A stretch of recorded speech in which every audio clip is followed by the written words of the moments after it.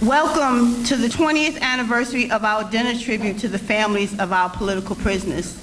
This tribute represents the ties that bind our revolutionary love, collective commitment, cooperative economics with you, our community, our political prisoners, and their families.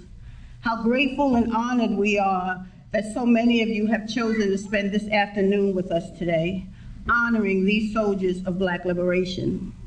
This tribute allows us to challenge the criminalization, distortions, much maligned and marginalized history that dominates the telling of the Black Panther Party and Black Liberation Army in the mainstream and by far too many revisionist historians, authors, filmmakers, activists, etc. This tribute is about ensuring that the legacy, commitment, and sacrifice of these members of the Black Panther Party, Black Liberation Army is woven into the history telling of the Black freedom struggle. Many people say when they find out that they are still in prison, damn, still? Those of us involved in this work know that it is because they dared to struggle on our behalf, because they felt the need to serve, protect, and defend poor and working class people, children especially, from this racist capitalist country and its perpetuation of tyranny, terror, the violence of poverty, rampant police terror and murder, lack of decent housing, healthcare, and education. With this in mind, we chose 800 years of legacy, commitment, and sacrifice as our most appropriate theme because it highlights the fact that 17 members of the Black Panther Party, Black Liberation Army have served that number of years in collective political imprisonment.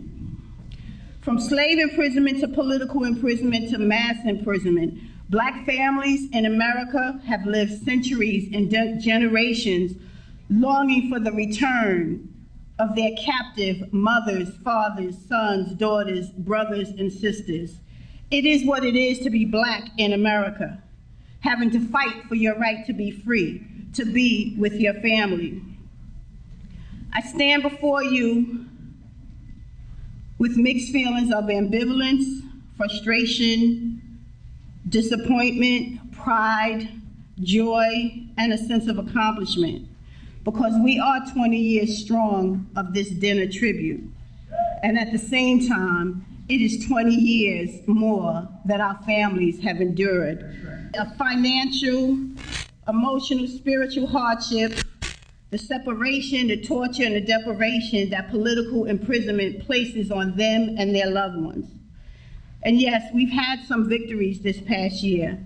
Our dear Sister Lynn Stewart is here with us.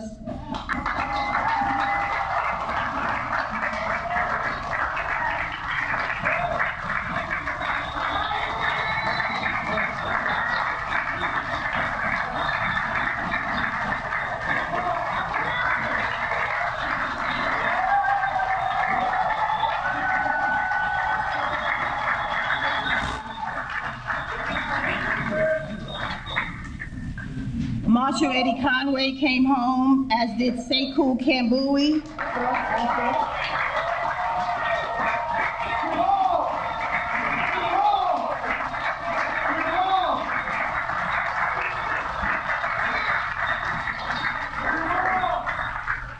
And my personal favorite and hero, my love, Sekou Odinga. Ashhadu an la ilaha illallah wa ashhadu anna Muhammadan Rasulullah.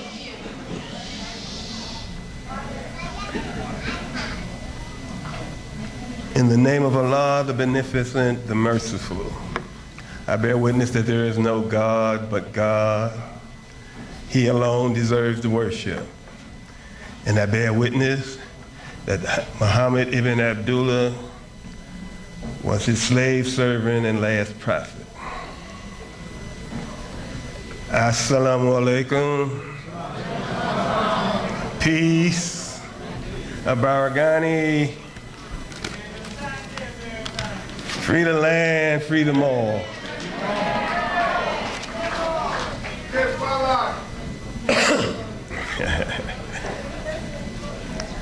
I'm glad to be here tonight. It's good to see so many of you here. For many years, I heard about these. For many years, I've heard about these dinners and how wonderful they were and how much support came out for them. It's really great to be here and see all this here support and love for our freedom fighters, for our political prisoners. Free them all. Free them all. Yes, sir. Yes, sir. For those of you here that don't know me, I guess you just heard my wife tell you my name is Sekou Mkabazi Abdullah Odinga. I'm a semi-freed political prisoner of war. I say semi-freed because, like you and all of us, I'm not free. We're not free. But I'm a little more tied down than even you are. I'm still on parole, so that's why I say I'm only a semi-free political prisoner. But we continue to struggle. The struggle has not ended, and someday I hope we all will be free, you know.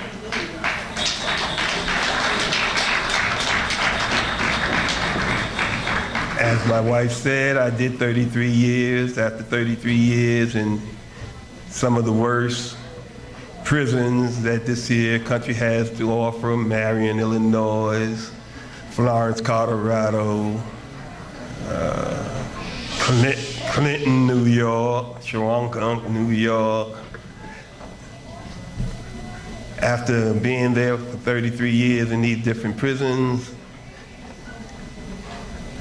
after challenging them in the courts, I was blessed through y'all's struggle, the struggle of the Sekou Odinga, the Defense Committee, and the people who supported them, you all. I'm now here on this side of the wall, on this side, to honor our political prisoners and prisoners of war and their families, myself. I'm honored. Let's see, this is the 20th year that they've been doing this. Most of those years, I was a recipient of this honor. I was a recipient of this year, of some of the funds that came from this. This is truly a wonderful event for political prisoners. I don't know if you all know how much this means to us, how much this means to them. The little funds that come out of these events like this carry us through. Often, believe it or not, with all the love and support we have out here, we're broke in there. We don't have money for toothpaste. We don't have money for sneakers. We don't have money for the different things that we need in there. And sometimes we're a little too humble, a little too, I don't know, thankful for y'all so much that you do that we don't want to ask you for no more. So a lot of times we go without in there rather than to ask for some more. And this here event here really helps. It really do help political prisoners and prisoners of war. I know it used to carry me for months. For months, I would get through from this here, from the donation that was made to me through this dinner. Baba Herman Ferguson, Mama Ayelua, excuse me, we love them so much for what they did. We love them so much for what they started.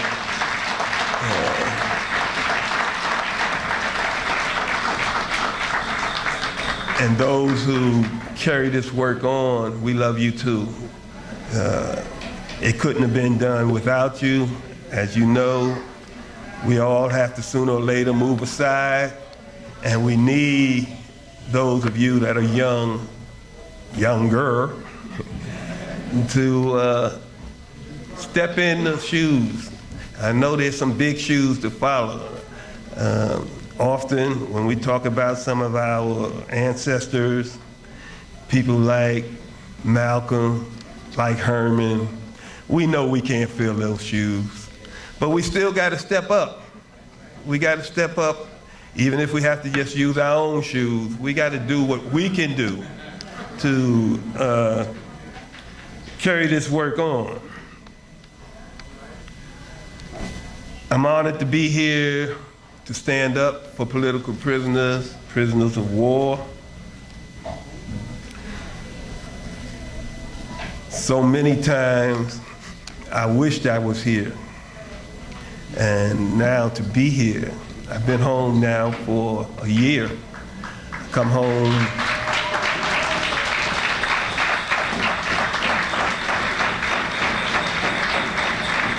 Thank you.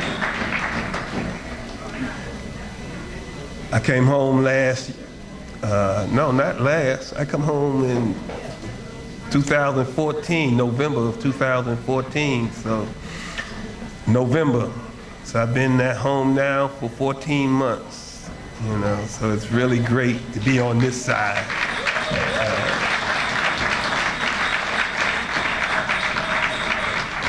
I know the sacrifices that our political prisoners are making.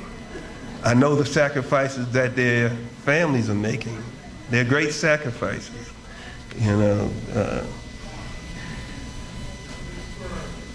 They sacrifice not just for themselves and their family, they sacrifice for us. Their sacrifice was for the people. They were struggling for the same things that we struggle for today. They were mainly struggling to make sure this is a better world for our children and our grandchildren and the children that's coming behind them. And we need to remember that. We need to remember that this sacrifice that these brothers and sisters are making, because they continue to make them every day. The struggles that their families are making, because they continue to sacrifice every day. It's for us. It's for the people. It's for this world to become a better place. They struggle to end police terror, police abuse, police murder. Some of the same problems that we're doing today, because we're still being abused, terrorized, and murdered by them today. They stepped up. They said, no, we're not going to take it anymore. We'd rather fight if we have to die or go to jail, if we have to leave our children and our family. We're not going to take it anymore. This is a sacrifice that a lot of us ain't been willing to make. So the least we can do is support them that did make that sacrifice for us, They were struggling for decent housing in our community. I can remember standing on the line myself in front of the police and saying, no, you're not going to throw this old lady out the house. We're not going to let you. And when the people seen us doing it, they came out and stood with us. And the police actually turned around and left and went out of there. These were struggles that was going on right here in New York. I was in Harlem at the time, the particular time I'm thinking of. I can remember standing on the front lines at the IS schools to fight for better education, control of our schools in our communities. We still don't have it. We still need to be out there fighting for it. Our children are still suffering. You know? They say they have children that come into college that can't read at an 8th grade level. That's ridiculous in this country. You know? So the same things that we were struggling for then, we continue to struggle for today. Better food, better housing, better environment, better living conditions. We struggle for the right to work and make a living wage, a wage that we can really live off of, and our children can strive and become better, you know. There's a real connection of what the brothers and sisters were struggling for in the 50s, 60s, 70s, 80s, 90s, where these brothers and sisters who are basically our political prisoners today were struggling. They were struggling for the same things that Black Lives Matter is struggling for today. Black lives mattered back then. Black lives didn't just start mattering last year. You know? Our ancestors knew that Black lives mattered when they got off of those boats after being kidnapped from Africa. And that's when the struggle started. The struggle didn't just start now. It's like at the river. It's just been going on and on and on. And it's going to go on until we're free. So these brothers and sisters that we're here to honor today and their families, these are the things that they were struggling for and continue to struggle for. They work in the prisons. They haven't stopped struggling. They carry on their struggle every day. It's harder. They suffer the abuse of the guards, the abuse of being away from their children, the abuse of being away from their loved ones. It's a struggle, and it's a sacrifice. And so I'm glad to get up here to honor them and to ask y'all to continue to honor them. And I think the best way to honor them is to carry on the work. Continue the work that they started.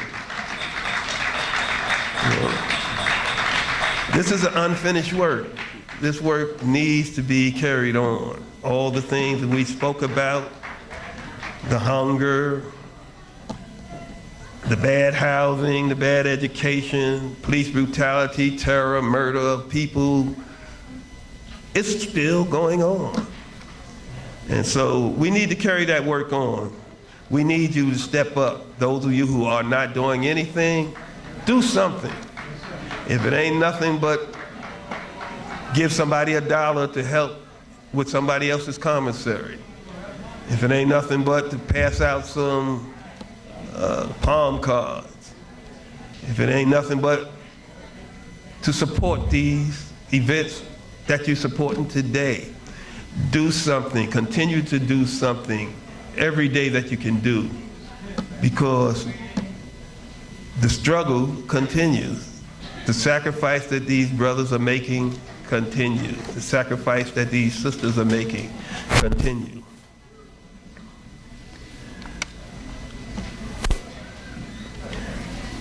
I think probably the best way we can honor the families of political prisoners, prisoners of war, is to bring the prisoners home.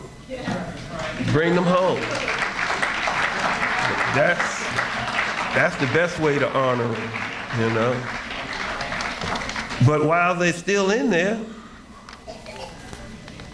while they're in these gulags and prisons and jails, sacrificing and suffering, we need to remember them. We need to make sure that they have commissary. We need to make sure that they're getting decent medical attention. They are trying to kill our political prisoners in these prisons and jails by medical neglect. You know, we have some brothers and sisters that's in these prisons right now that are in bad way because they're not getting the medical attention that they're supposed to be getting. You know, people like Seth Hayes, Imam Jamil Alameen, Mumia Abu Jamal, you know, Leonard Peltier, you know, and I mean, you can name a number of them, most of them, because our political prisoners now are getting older. We have a brother down in Atlanta that we don't talk much about, Kamal Siddiqui, who's having a lot of problems medically. We need to remember these brothers. And we also need to remember their families. We ought to call the families sometime, get their phone numbers. Call them up, say how you doing. Can I help you do anything? You know, can I send you $10? I got an extra $10. Can I help you with a ride to see your political prisoner? You know?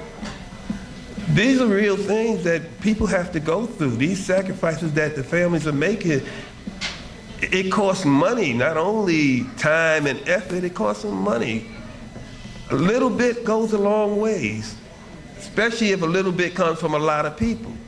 You know, just look around here, if we all sent $3, $5 to a family this month, this week, next week, they could do a lot more to help our political prisoners.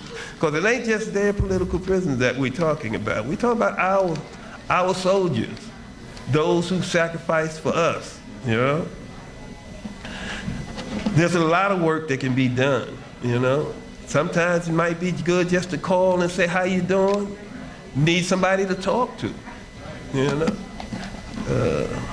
Sometimes people are missing their loved ones.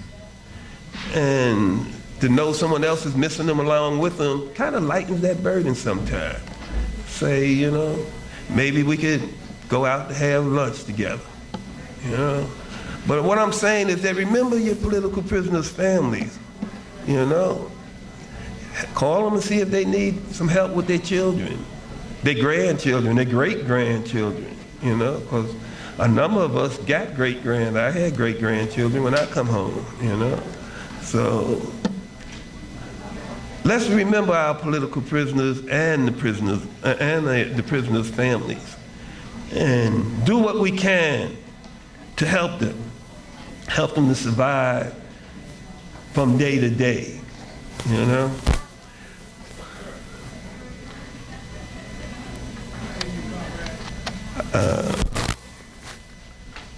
I think that we need to take more time out to remember our prisoners. I know I'm saying it over and over, but I think it needs to be said over and over that our political prisoners need your help. It needs your attention. They deserve it. They paid the price for it, you know? We owe them a debt. They don't owe us no more. They paid their price. We have to pay the price now. It's up to us. It's up to us to remember them, to remember their families, to do what we can to help them any way we can, you know?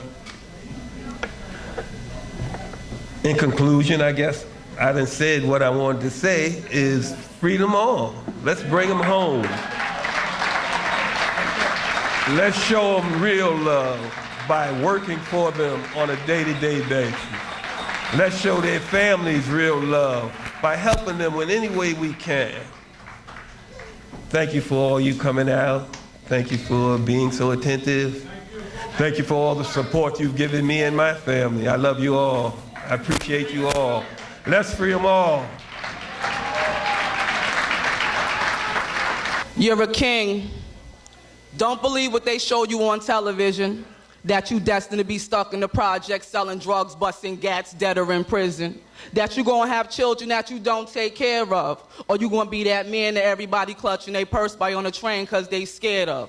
That you not intelligent enough to be an A student. Or you gonna be that addict on the corner, nodding, swaying, and drooling. You got dreams, you got goals, you got ambition, you got drive. And as long as you believe in yourself with no doubt in your mind, you gonna thrive. You gonna be a businessman, an entrepreneur. And only when your aim is towards the stars will you be a straight shooter. The only time you'll be in prison is when you're doing a lecture to encourage all inmates on release date they got the power to do better. Cause you can only be as great as you tell yourself you are. You ain't gotta be a drug dealer or rapper to have nice shoes, clothes, and cars. And don't believe none of these songs by your favorite rappers. They misguided liars. They just a bunch of radio actors. Most teach you to do things that's only gonna hurt you in the long run. And don't ever disrespect no female, because remember, you came through one. And if you see your friends are about to do something unintelligent, make a U-turn. Don't stick around, because that will show that you're a leader and not a follower and deserve to wear the king's crown.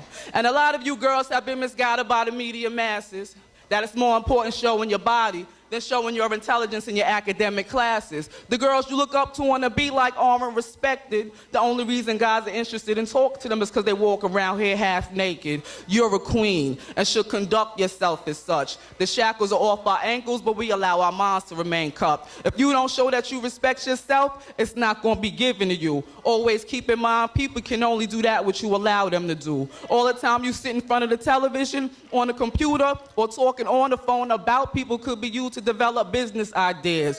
Do know there are already 5-year-old business owners and multi-millionaires. Why can't that be you? I don't see you to be any different. You can't do nothing, sit around praying to God, waiting for miracles and stay wishing. You gotta stay doing and remain focused, because there's so many things out there to break you down. Before you know it, your whole life will be in shambles and completely ruined. You're a king. You're a queen. Don't ever let nobody make you feel like you stupid. But it's more than just saying that you are. It's about showing it and proving.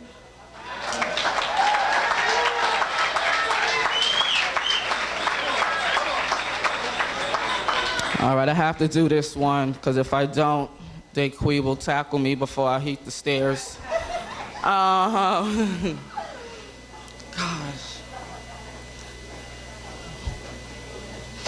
Political prisoners need to be praised like Christians praise Jesus. Put their lives on the line fighting injustices within the system, and they need us. Need us to use our voice to inform the masses. Each nationality, gender, religious view, educational background, and economic status. It's manners how they get lost in the crack and the names become obsolete. Like someone went back, found vintage footage, pressed rewind, then delete.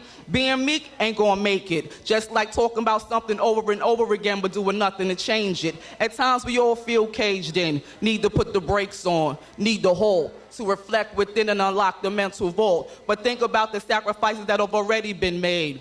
Dead, in prison, or hiding out, when they could have said, F the people, I'm going to vacate on the beach and lay up in the shade. Now let's stop for a minute and fade into the black. No turning back, they got guns aimed, cocked, and ready to attack. Evidence stacked so they can label me a terrorist when they got COINTELPRO, trying to counter the people's intelligence, all type of malicious tactics they implement. The struggle's not over, it's just only begun. The torch was lit, ran with, and passed on to us to continue to run. Nobody said it would be fun. Nobody said it would be an easy task to accomplish. Overcoming fear is the first step to freedom, and most times it's the hardest. But what about being faced with bogus charges? Or how about being locked up in a space smaller than single car garages? Or at large, having to stay on the move?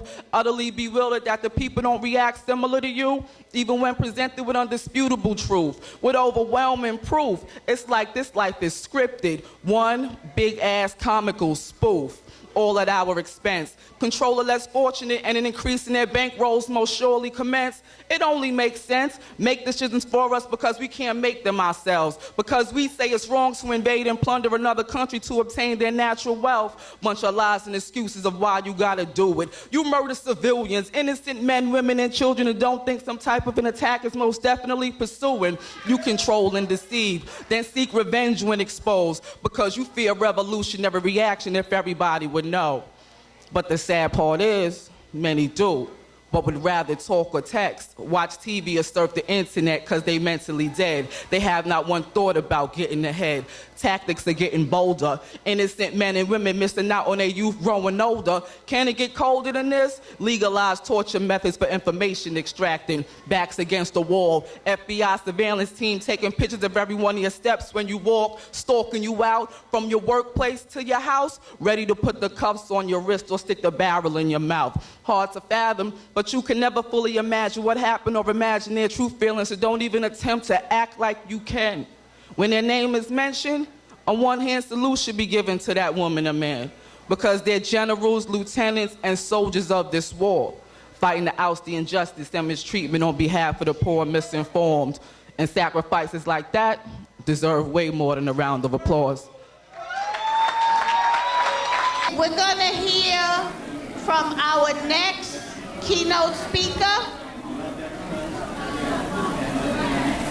And while people are taking to their seats, we also want to thank the Black Spades for providing the security that we need.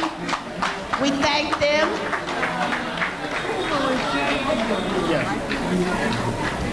Okay, so we know that you're going to want to hear what this sister has to say.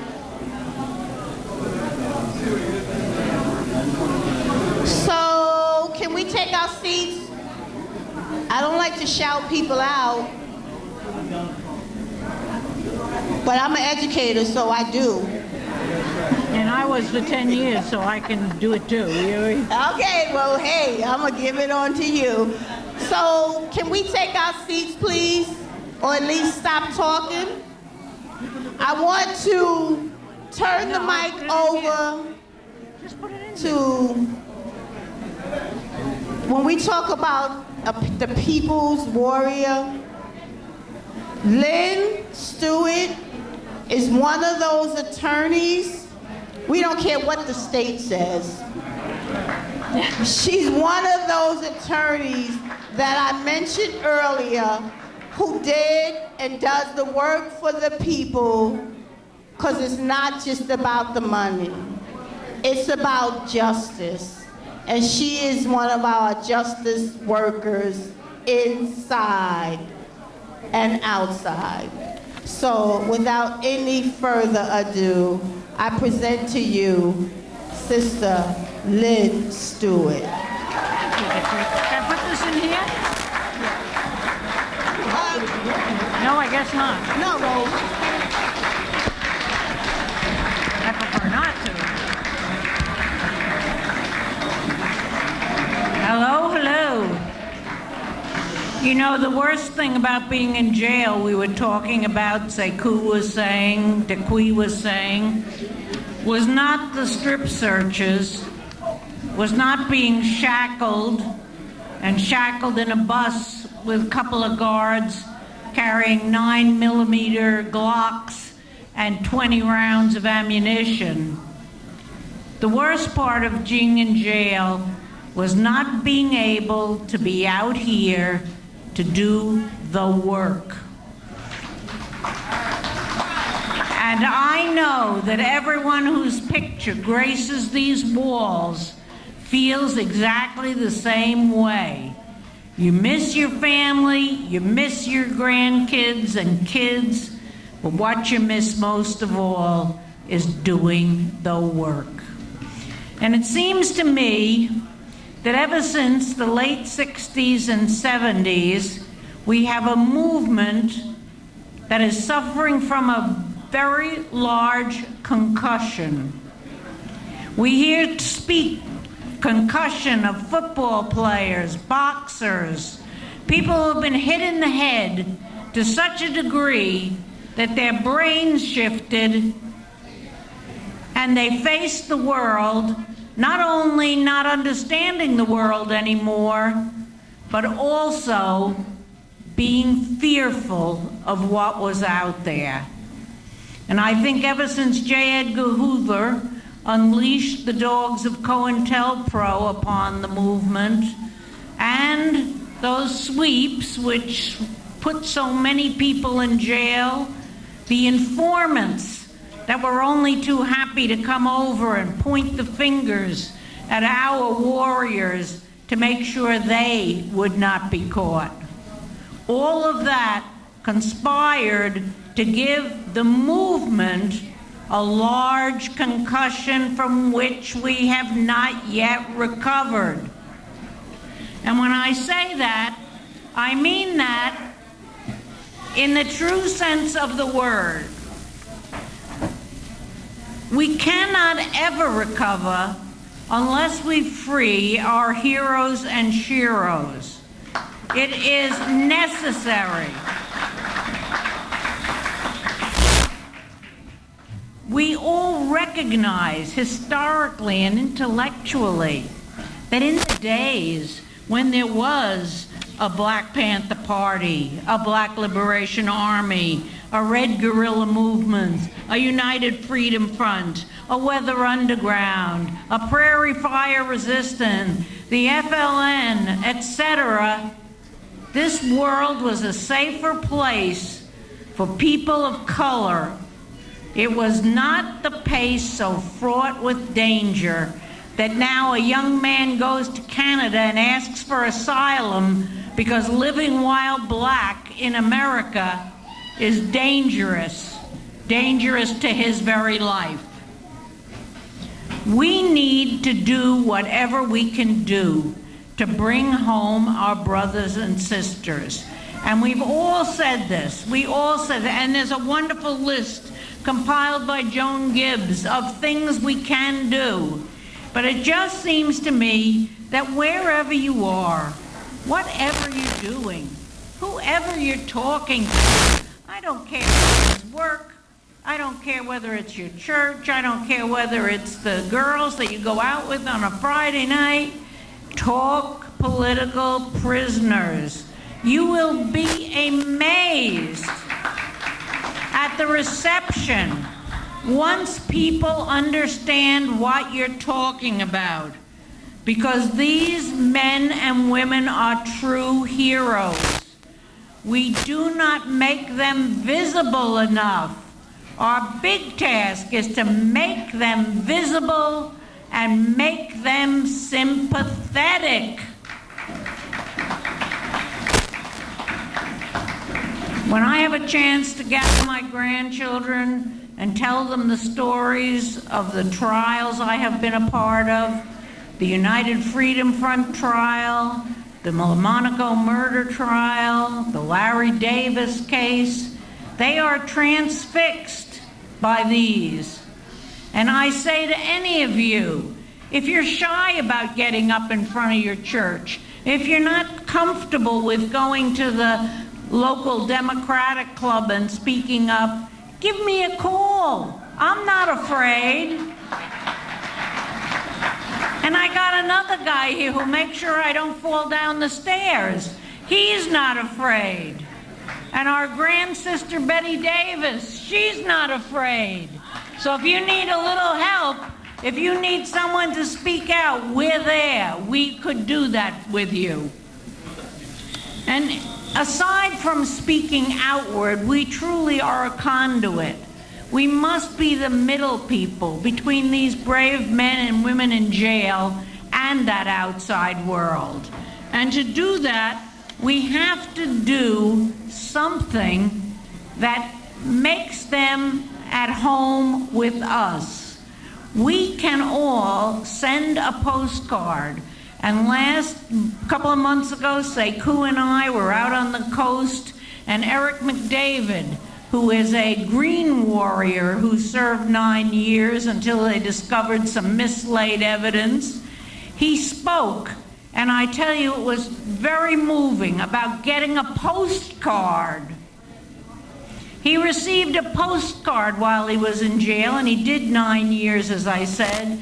And the postcard just said, "Hi, Eric, how you doing? I was thinking about you. We're gonna work to get you out."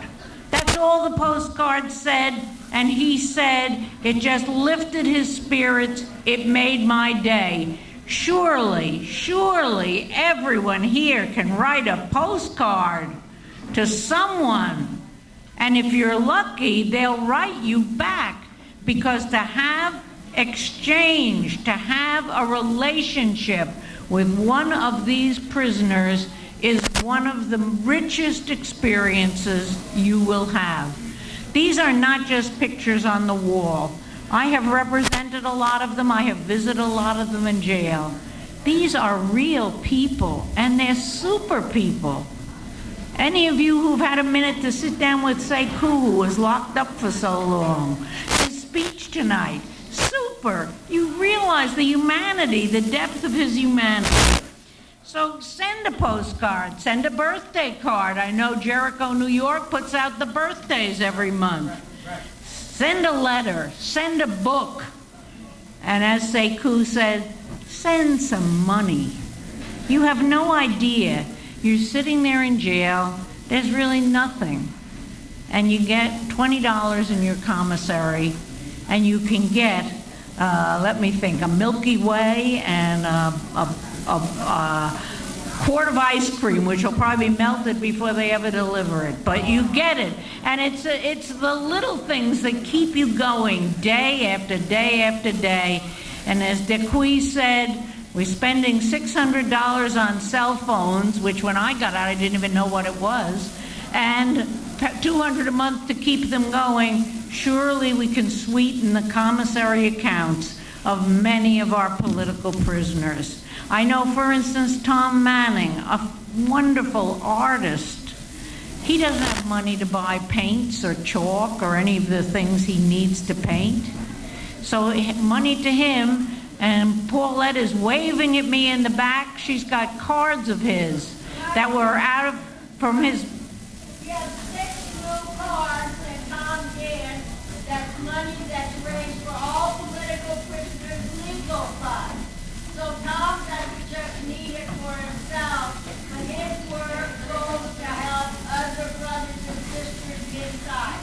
So we have them up here. They're only $3, and they are incredible. And anyone who's looking for, for years, in the late 60s, 70s, people wanted white working class heroes. And that is what Tom Manning is and was. He was a guy from South Boston with all the prejudices and bad news, and he got together with a guy named Ray Levasseur and Richard Williams and Jan Lahman. And they became the United Freedom Front. And they, like the other organizations I mentioned, they were able to say, we can get you anytime we want. And if you don't think that fear, respect is part of self-defense, you are deluding yourself. It's not about being nice to these people. It's about showing them that we are as strong and determined and angry as we can be.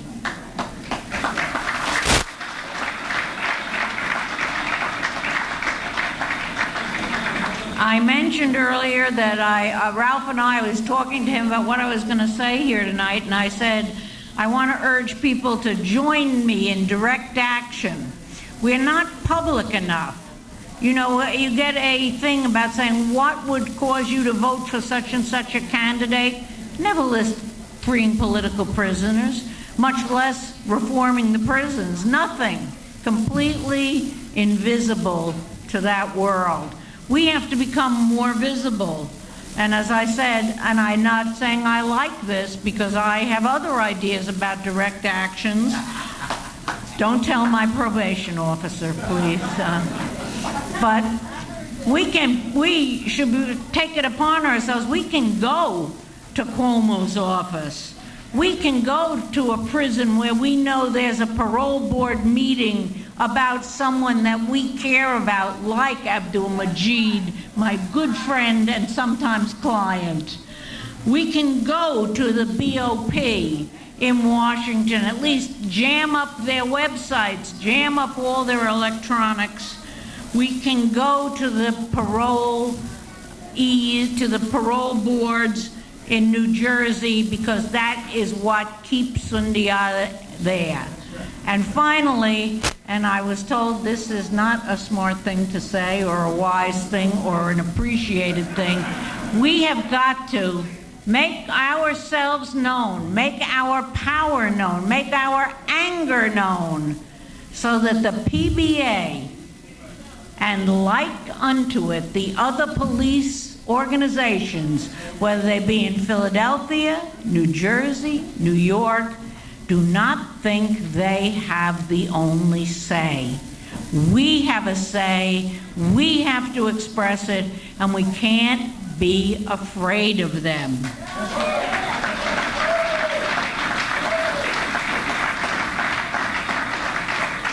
And how do you not be afraid? You join.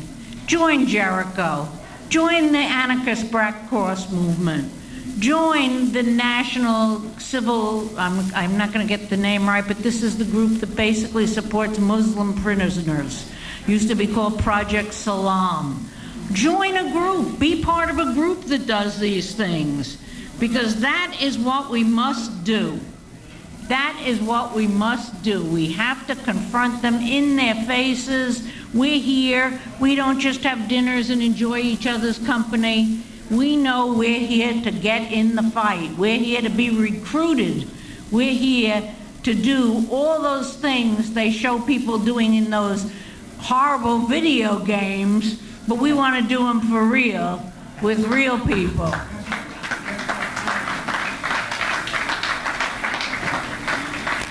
And in closing, I just want to read from a person I was not acquainted with until I was in jail, but whose poetry just grabbed me, and I love poetry. I love poetry. I love how it raises the hair on my arms or on the back of my neck when it's good poetry. And this is a political prisoner. David Rice, slave name, one of the Omaha two. I think he's on that wall. I can't see very clearly. A framed up Black Panther from Omaha, where they've admitted that it was a frame up, that he and his co-defendant Poindexter did not blow up a cop when they were accused. It was all brought by FBI and informants, and not to say it, but they've been in jail, the two of them, for the last 40 years. 40 years. And yet Mongo, he has a longer African name. He has become very, very immersed in his history, and he writes so well. I'm going to read you one of his truly militant poems. I think it may relate to a lot of folks here. It's called Dressed in Black.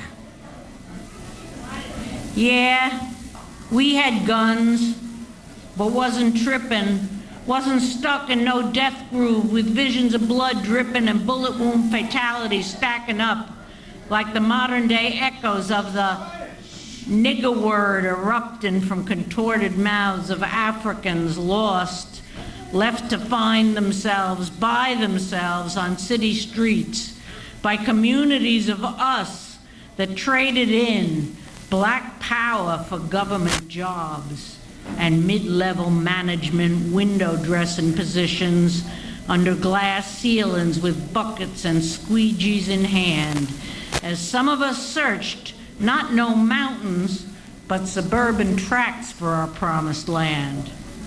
We had guns, but wasn't tripping, picked up them pieces because justice was locked in a box and was screaming by politicians and cops who held the keys and was scheming to muzzle the screaming sounds with deception or outright force when that didn't work, as gangs dressed in blue, but they wasn't no Crips, but cops on the beat with guns on their hips, hunted for bloods who was not dressed in red, except we bled all the same from the lead, and the dead that we carried to be dropped in the dirt got too heavy in time for us to stay scared and be resting in peace like corpses in earth. while the everyday hurt of our people in pain throbbed like an ache in the knees you be feeling from too much time kneeling in prayer to a God who resembles the cops and the mayor of the city and big shots on school boards who was feeding our children with food for their heads that was making them sick, and landlords who was greedy, and part of all this was collecting the rent from the slums where we fought with roaches and rats and ceiling that leaked when it rained into buckets arranged on the floor, filling with water till they couldn't hold more, so we couldn't stand still. We couldn't stand still after getting our fill of abuse that our people was facing. We had guns, but wasn't tripping. Wasn't throwing no sign but the black power fist we flashed in salute to our sisters and brothers who had nothing to fear from us being strapped. We didn't have no sweat getting capped because we wasn't out to collect no stripes by reliving the hype of some thug life we learned watching mafia dons on TV taking turns using thugs to spill blood for cold cash. We had guns, but wasn't getting down like that. We had guns, but wasn't tripping. Police was thinking death and whipping was set in stone as a one-day deal. And how else was they supposed to feel when they could get down wrong and get away clean, doing dirt for the political machine, prowling our streets under its direction, enforcing unwritten rules of oppression on our people who were needing defense and protection and relief from attacks that came so frequent and hard, some of us had to put our lives on the line and stand guard.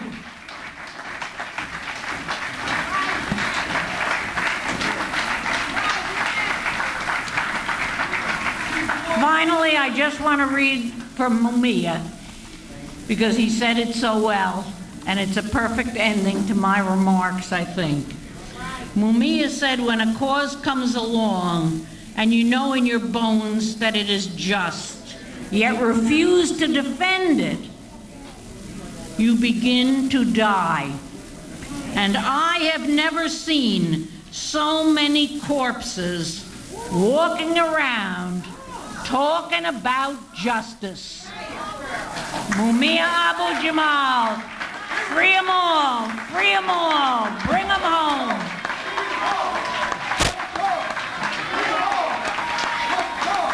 Free them all, free them all, free them all, free them all, free them all. Okay? Thank you.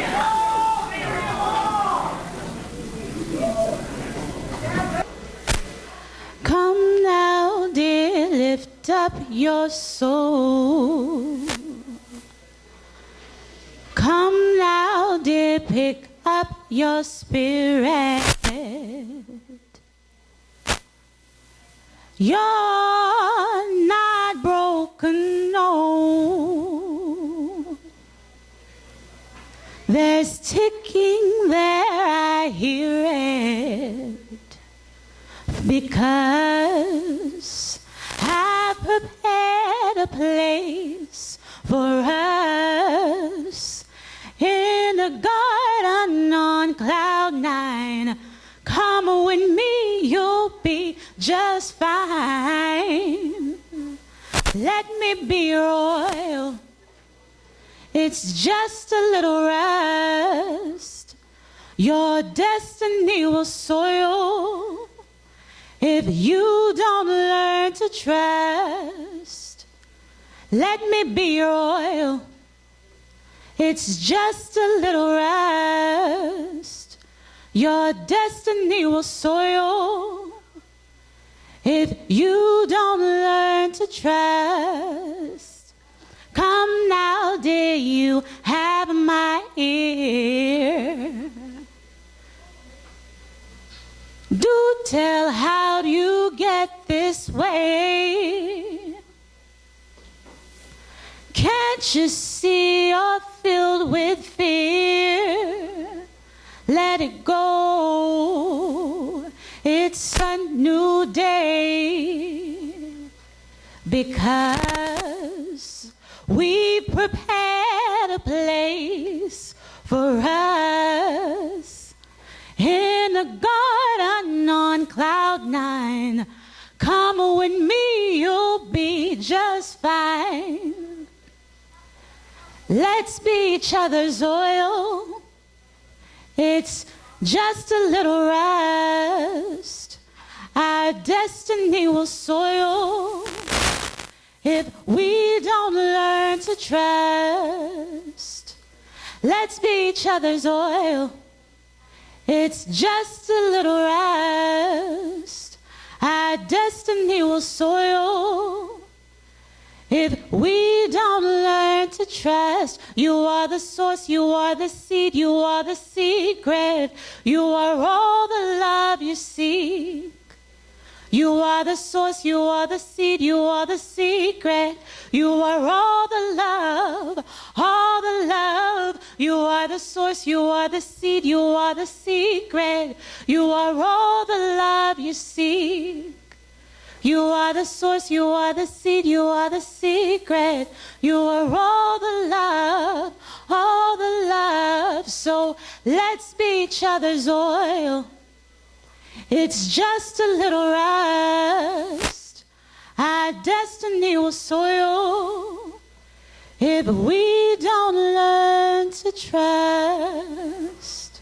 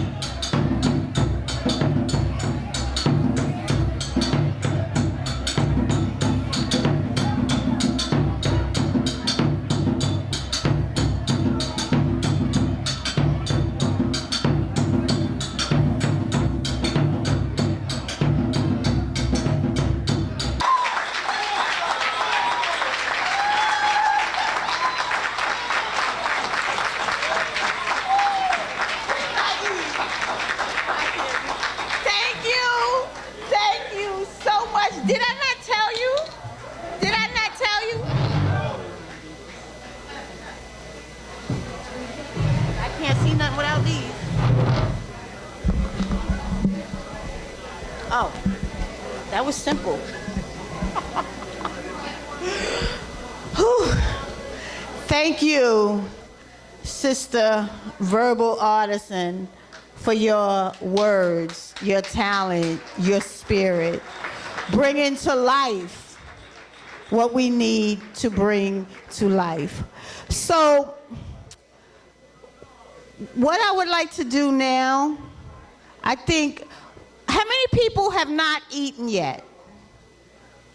Okay, so over this side. Okay, so we're getting there, so that's good.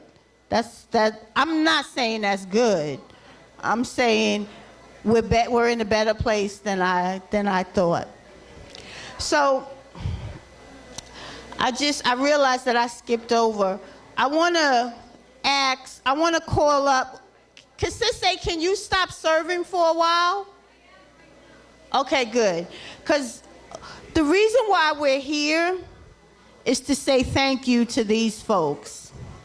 So what I would like to do is ask the family members to come up. So, but I think before we do that, we need to get chairs, right? Where does Zaid go? We need chairs up here.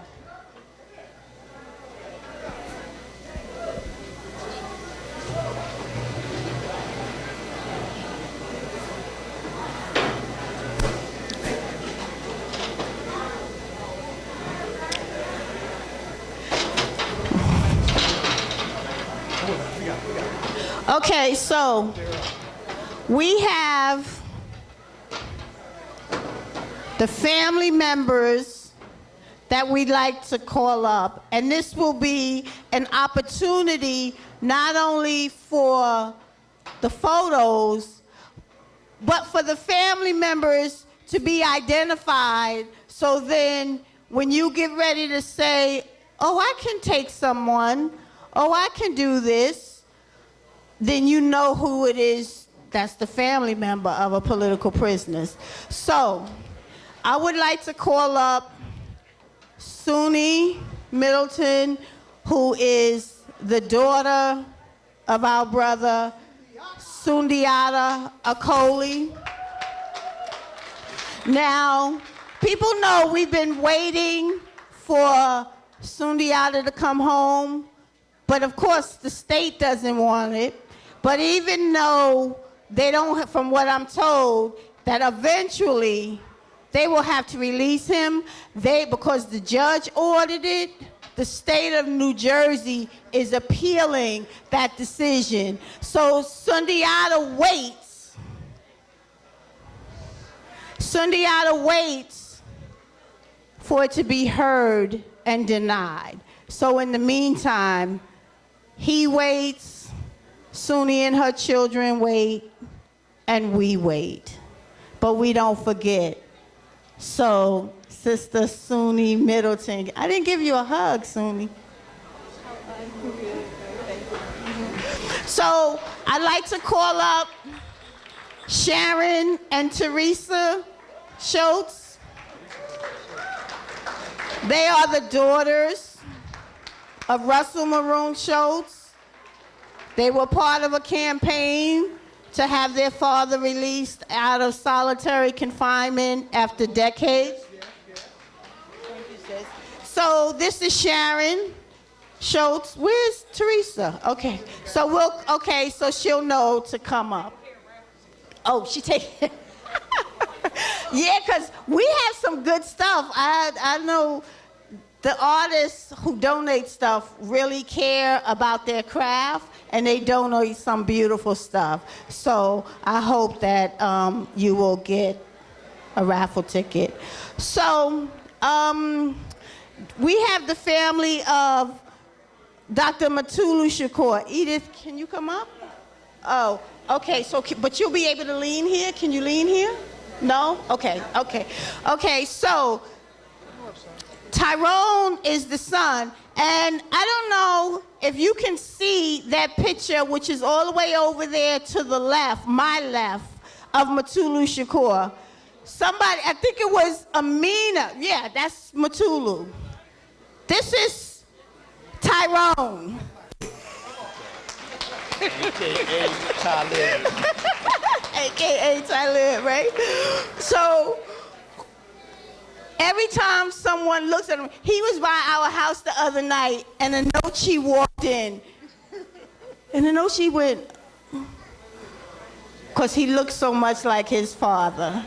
So, this is Tyrone, a.k.a. Talib Shakur, okay? And then we have Matulu's auntie, Edith, who is challenged, so she's not gonna walk up the stairs, but when we get ready to do the photo, she'll come and lean. Okay, so Mrs. LeBoy, will you be able to come up? They're young, we gonna call them up, but we talking about you. So we have our brother, Abdul Majid. And I'm telling you, if you've never gone to visit Majid, he has the wickedest, funny, most sarcastic sense of humor. He makes you laugh. He makes you think. And when we think about his strength, and we know his his mother, then we know where Majid gets it from. So we would like to call up Majid's daughter, little Malika, his granddaughter, Jacina. There's so many family members here. Abdul Malik is here. His sons are here. Come.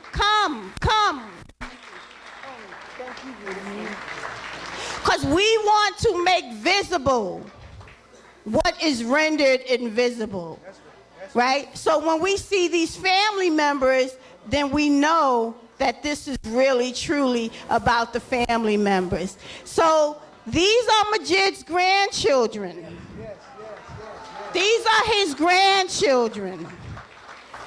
I thought his father was coming up. Okay. Okay, you his niece, you still a family member? Okay, and so we have the family of Kamal Siddiqui. We have Pam Hanna, Kasisse Siddiqui, and Jawanza. I don't know, is Jawanza gonna come up?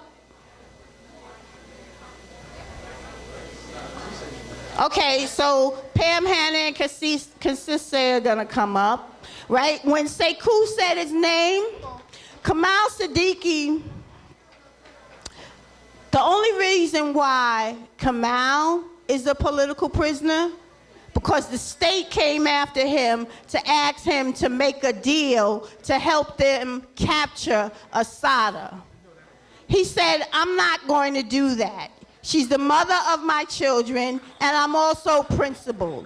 And they told him, they offered him the $1 million, because at that time, it was a $1 million reward. Now we know that it's a $2 million reward. But they told him that if he did not help them capture her, he would spend the rest of his life in prison. So what did they do? They charged him, recharged him with a 30-year-old case. He was convicted and sentenced to life plus 10. Where are you? Oh, yeah. Life plus 10. So he's in prison. So when we rally Assata, and we should, but we also have to know that there are people who are still dealing with the relationship that they have with Assata. This is one family. So Kamal Siddiqui is in prison for that and is dealing with a whole bunch of medical issues. And like what Sekou said, people don't say anything. They don't complain. You ask them if they need anything. No, I'm good. But we need things, so we gotta know that they do. So don't ask, just send commissary money. Just send it. Because they may say, no, I don't need it. And please don't say, do you need anything? And then they tell you, and then you don't write back. Because we know that that has happened plenty of times. So, Mrs. Laborde is not coming up. You know, who am I, why y'all can sit? Oh, Nate is going to represent Seth because Sheila, is it Ann or, okay, Ann is, she's a worker for our political prisoners. She can represent them all the time, right? So Sheila Hayes, Seth's wife, was not able to come because she's having some health issues, so she wasn't able to come. I'm trying to see who I see around. Okay, so. Honorary second one. You are. Okay, so I know they don't know that I'm calling them up. But the Odinga clan is here. So your Abu is here, but you are still a family member of, as he identifies, a semi-freed political prisoner of war. So we want you to come up because y'all have also paid this price for 33 years. So please come up and don't look at me like I'm crazy. Muhammad, Anochi, Misha, Marlene, Naeja, come on with it. Anochi.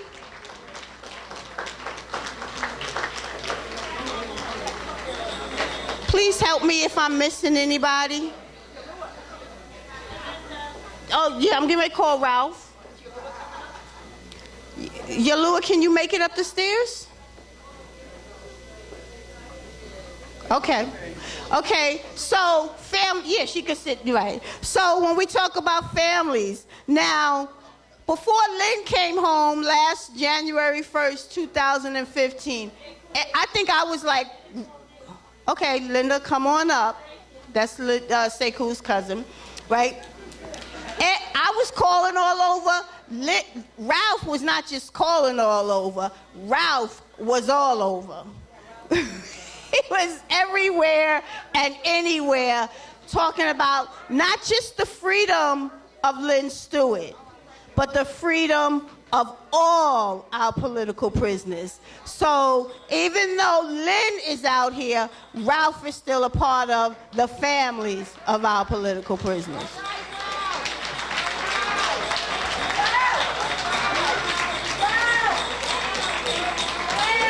So come on, Ralph. So am I missing, because, you know, I see just... So Yalua, as the initiator of this dinner, we would not be here were it not we are able to stand on her shoulders. So we asked her to come up and join our families. Yalua Ferguson.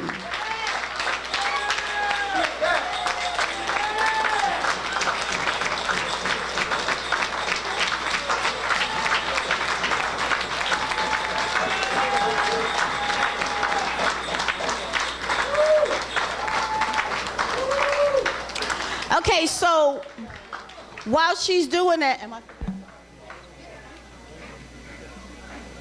she's up. They're helping her. Now, again, because I don't want to shout people out unless they don't mind, but we have a number of former political prisoners in the room, and if you'd like to come up, then we'd like you to be recognized. But if not, we understand that. Okay. Okay.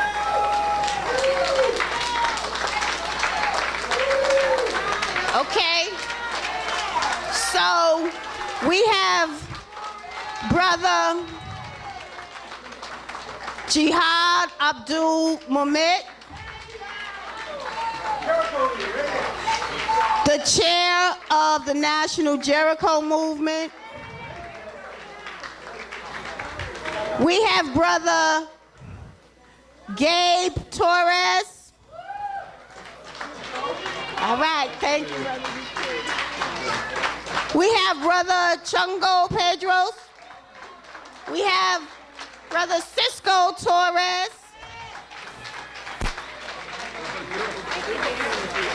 And we have our sister, Lynn Stewart. Lynn, we want you to sit down, no? Don't you want to sit down?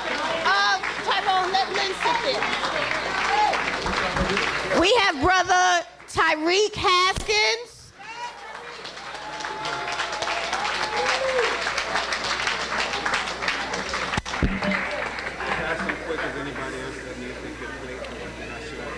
Okay. Does anybody else need a plate? Over there, Charles. Okay. So, oh, y'all didn't eat yet? Okay. You got you a plate, but you didn't get your brother a plate? Oh, okay. Well, we're going to take care of that, baby. Okay. So, when we talk about freedom ain't free, Let me move out the way. When we talk about freedom, Abdul Malik, can the babies come up front so they can be in the pictures? When we talk about freedom ain't free, when we talk about legacy, commitment, and sacrifice, these are the people that we are talking about. And there are the others who have not come up, but who recognize that freedom ain't free. So none of us do this work alone. So I want to thank each and every one of you for your sacrifice, your commitment, your love. I love you, Yalua, and I'm so honored to know you and to be taught by you and to be inspired by you and to stand on your shoulders. I love you. This way. Herman, from the first day he met DeQuee, he came and told me about some young lady in a high school class that he went to, and she was pretty good. And then years later, he met DeQuee. I can't remember what her other name was, but anyway, he met DeQuee, and she had lived up to his expectations. So thank you, DeQuee. We love you too. So, salam alaikum, brother. How are you? Okay, so this is your opportunity to take your pictures of the people who make the sacrifices for the Black freedom struggle. The intergenerational family members of our political prisoners. I know that's what I asked her. Kim.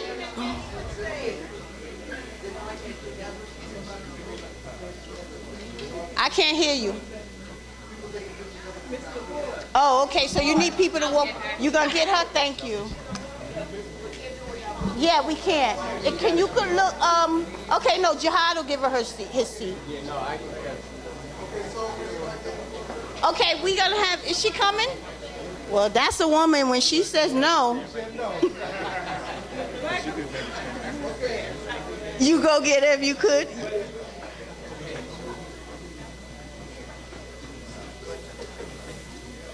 We want you to be in the picture. History, sister. Woo!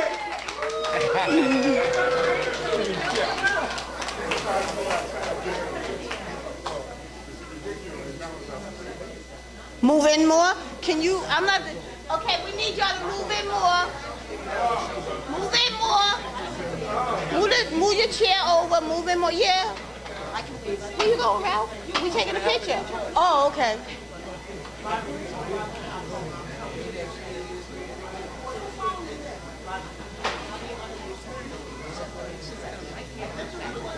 The picture's not official till we What is that?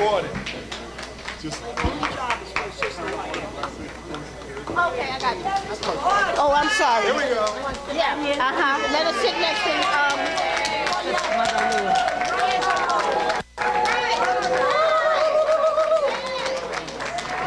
Okay.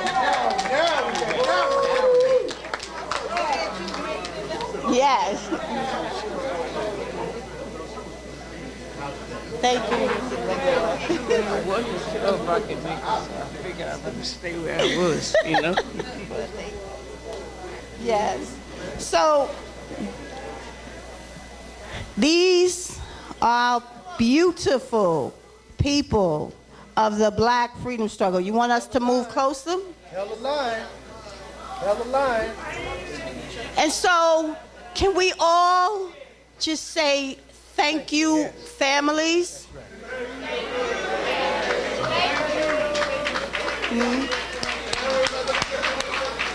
Now, That's our official photography. oh, look at you. I'm sorry.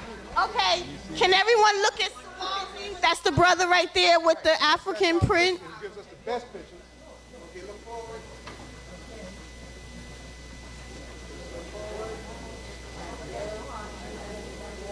Look at everybody forward.